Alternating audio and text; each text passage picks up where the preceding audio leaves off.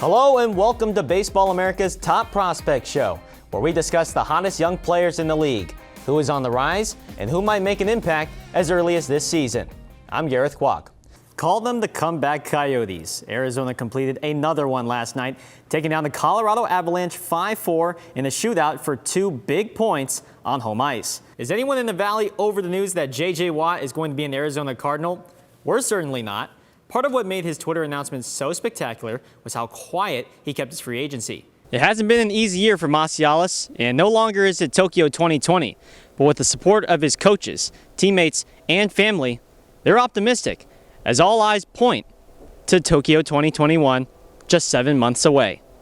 He's back in the color commentator chair, the head coach of Arizona State Baseball, Tracy Smith. Coach, how are you doing today? I'm great. Do you think we have a future in this, you and me? I was gonna, maybe a little foreshadowing. Maybe you can do some little play-by-play in later on in the game, maybe a half inning or so. Is that something that you might consider? I'm a little nervous. Like I said. And speaking of dream video game covers, wait a sec. Oh, that's me on the cover of MLB The Show. Thanks again to the Sportscasters Talent Agency of America. It's rated E for everyone. It's coming to a store near you. Carlos, thanks for stopping by. Now, teams are always hoping to draft their next franchise shortstop, and the Kansas City Royals and San Diego Padres certainly have them in Bobby Witt Jr. and C.J. Abrams, respectively. Both of them had really solid spring trainings, both of them shortstops from the 2019 draft class out of high school. Carlos, what makes these two so special on the diamond? Yeah, both these players are just very naturally gifted. Joe, you had the single, double, and triple. You almost had the homer. You were a homer shy from the cycle. Were you aware of that coming into your final at bat? I was aware of it. I kind of let my maturity get to me a little bit with those 2 foul balls. You're already 1 week into this season, and what have you learned so far just about this team in limited action? Oh man, there's a bunch of cool dudes here. Yeah, it's a great vibe at Healdsburg. Joey, it's been a challenging year for you and this team, and you've had to play this on a day-by-day basis. But what are your takeaways from this whole season? Well, first of all, we got it in. They've done its part so far. A couple of runs in the third, and then a run back in the fourth. But no lead is safe with this ASU team, especially on Friday nights. A 1 pitch grounded up the middle. Backhanded stop by Lou. Throw across his body. And a valiant effort, but he is not in time to get the swift-footed Drew Swift. No pun intended there. Well done right there. That's a really nice play by Lou, but Swift just too fast. That ball was placed perfectly right behind the second base bag. It was going to take an absolutely laser throw to get him, and with his speed, really no chance. Again, I should clarify, no pun intended. As soon as I said that, I just realized, well, he's also it's going to be a double effect here. If you hadn't said it, I would have said it. So, Hunter Haas will dig in here for ASU with a runner on first, nobody out. Matthew Sanchez remaining in the game for the Titans. And yeah, you got to be careful with Drew Swift, who does have a couple of. He has 2 for 3. On the base paths and stolen bases.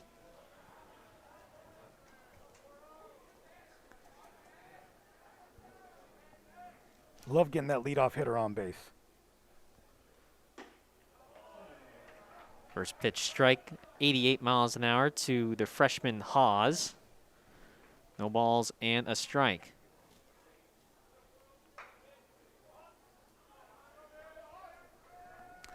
Haas has flown out to right, and he has reached on a fielder's choice. An RBI fielder's choice back in the third to open up the scoring for the Sun Devils.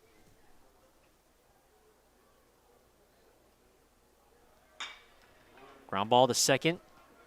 Lou will throw to first. And so Haas able to get Swift over to second. Definitely was not going to be enough time to get the lead out, I think, at second base. Now, Lou was playing back on the grass, and ball was not hit particularly hard, which is actually beneficial for the Sun Devils in that situation. Get a guy in scoring position for your designated hitter. Hunter jump. 0 for 1 tonight with a walk back in the first, and then a strikeout in the third. .231 hitter with runners in scoring position so far this season.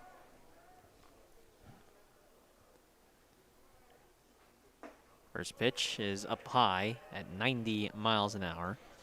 1 ball and no strikes. So the final line for Tanner Bybee, 3 1/3 innings, gives up 3 hits, 3 runs. All of them were earned, with 3 walks and 2 strikeouts. His worst start of the year so far.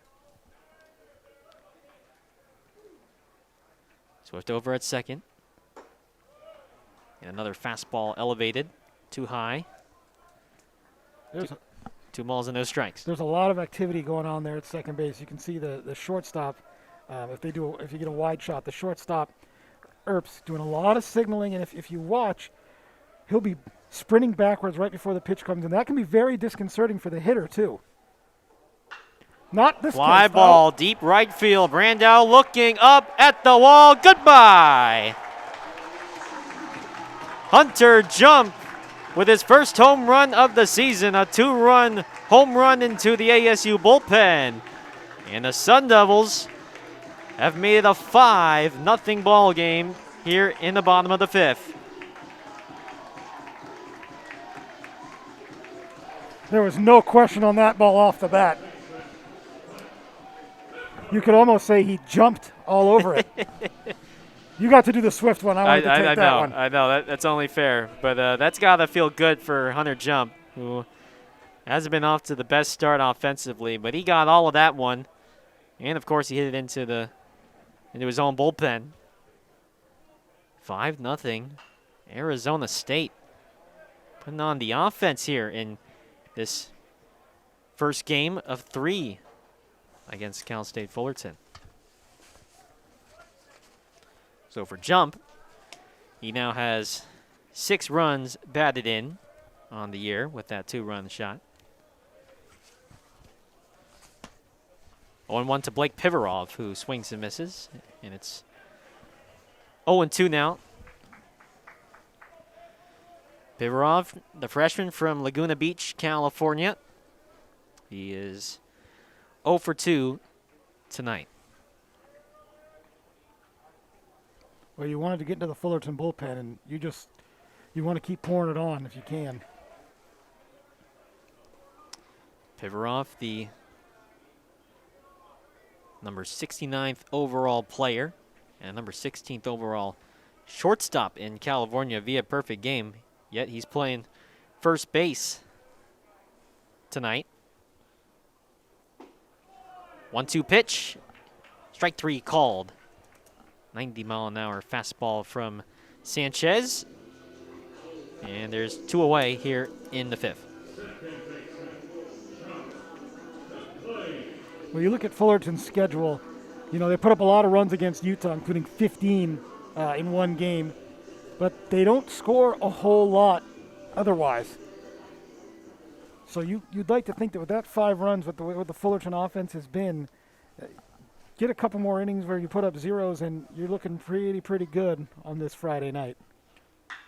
McLean with the drive, deep to left field, back at the wall, way out of here. Oh my. Sean McLean joins the party. A solo shot, his second of the season. 6-0 Arizona State. Wow. I thought that one might end up at the zoo. The hottest hitter in the Sun Devil lineup stays hot. And that's the second home run in the inning. And neither one of them was cheap either. Those were 2 very hard hit baseballs that left the yard.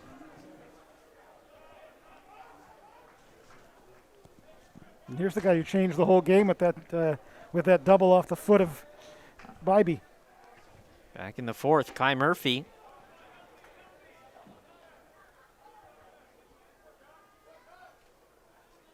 An unordinary double back in the 4th inning. That was the definition of a hustle double. Oh, no, yeah, it was. He saw second base was there for the taking, and he took it. Sure did. It's 0-1 to Murphy. Now 0-2. Sun Devils have put up 3 runs here in this 5th inning. 2 runs back in the 3rd, 1 run in the 4th, and now 3 here in the fifth. All off Matthew Sanchez. That one's going to stay in the park, in the right field. Brandow will settle underneath it to make the catch. ASU, 3 runs in the bottom of the fifth. Oh, beauty. Yeah. For many Olympians, 2020 has been like no other. For 2-time Olympian foil fencer and 2-time Olympic medalist Alexander Massialas, it's been the year of the unexpected. The only thing I wanted to do was go out there and compete in the Olympics again, just like, in 2016. Obviously, COVID threw a wrench in everything. So that's a, dream deferred, but not a dream denied. In his second Olympic Games in Rio 2016, he would become the first American fencer to win 2 medals in the same Olympics in over a century. With 2 Olympics under his belt, these experiences would be invaluable for Tokyo. The main thing is just experience and understanding the scale of the Olympics. When you step on the stage in the Olympics after going to the opening ceremonies, after seeing all these amazing athletes in the Olympic Village and getting to know people, the stakes become a little bit higher, and I don't think I was able to mentally put myself in a position to get myself out of holes. He went into the Rio Olympic Games ranked #1 in the world. When you're like that, everyone's gunning for you. But COVID-19 put a hold on Massialas' quest for gold. While disappointed, he felt it was the right decision. At the end of the day, once they decided to postpone the Olympics, I totally understood the decision. And at the end of the day, it is more important for the general health of the world to delay this event for a year rather than risk potentially millions of lives to put on this event. There's never been a situation like the one we're in right now. There's never been a situation where Alexander had qualified and he's not going to compete. He qualified, and then like a year and a half later is when he's competing. So it's kind of a strange scenario. On July 8th of this summer, Massialas would be shocked to hear that his alma mater, Stanford, would be cutting fencing as one of 11 sports to be discontinued after this academic year, a place where he won 2 NCAA championships. For them to cut fencing and 10 other sports without, giving me a heads up, giving, fencing the opportunity to try and fundraise or find different ways, it was really, really frustrating and disappointing. And I find my time at Stanford was so pivotal in building who I was that I wouldn't trade that experience for anyone. And I think at the end of the day, the reason why I was so upset was because I know that they're taking away opportunities for future fencers and future athletes of these 11 sports. It hasn't been an easy year for Massialas, and no longer is it Tokyo 2020.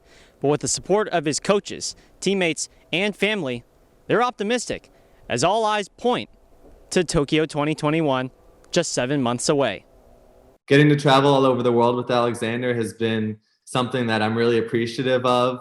Obviously, our relationship has changed and grown stronger over the years as we've both matured, and it's good to have guys that you're really close with and really have really tight friendships with that you can hang out with and pass the time when you're at these competitions. So I can't wait to get back to competition for the fencing, but also just to be able to hang out with Alexander and my teammates again.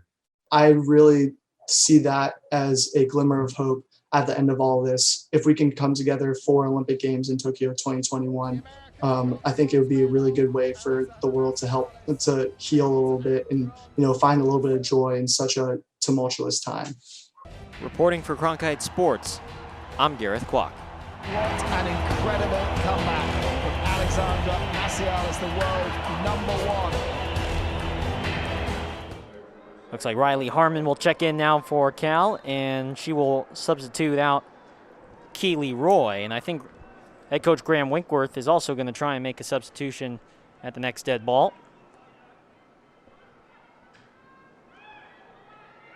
Wilkinson. A lot of space for Hale.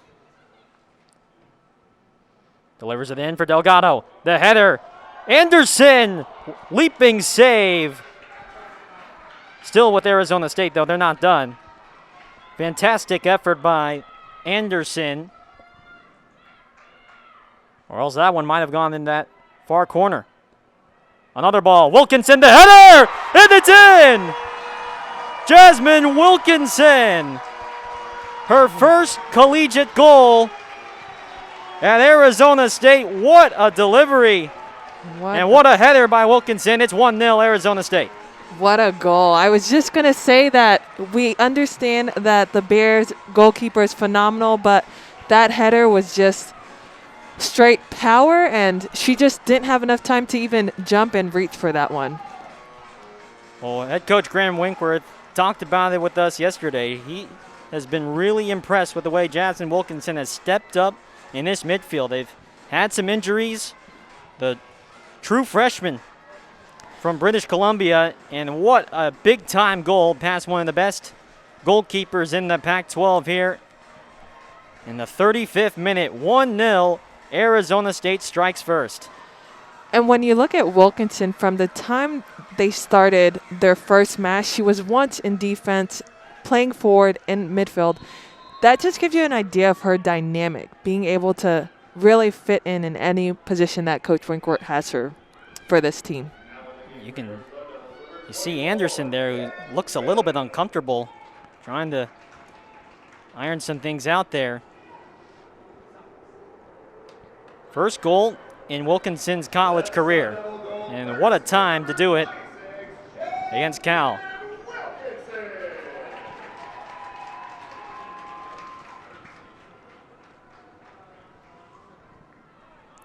And you know, despite the Sun Devils still kind of coming off on a slow start, the fact that they could put one before half, I'm sure Coach Winkworth will be pleased with this team, but knows that they still need to kind of find their groove coming next in that second half.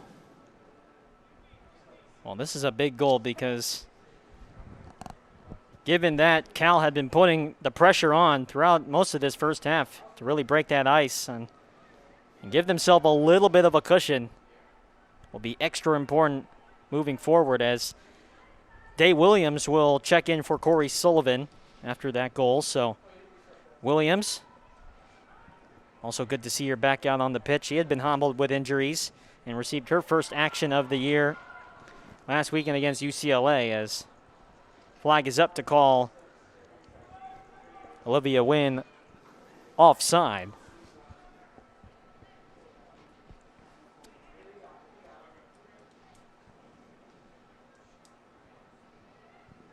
Oh, man, that has got to feel good for Wilkinson to get her first out of the way.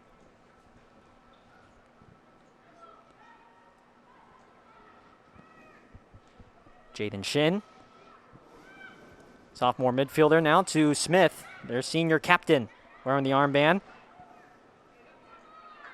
Long distance try from Harmon, as we are under 10 left in the first half.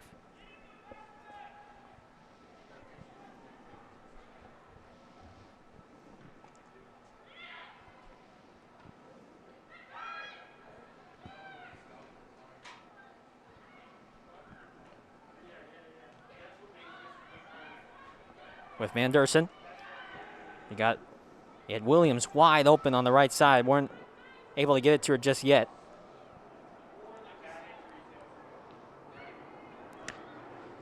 And now you see the Sun Devils really getting their outside backs in the attack, trying to create a little bit of challenges for the Bears defense to read.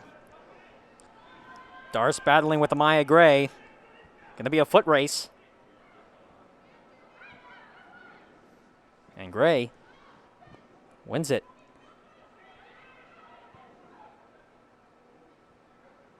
Gives it up to Collins.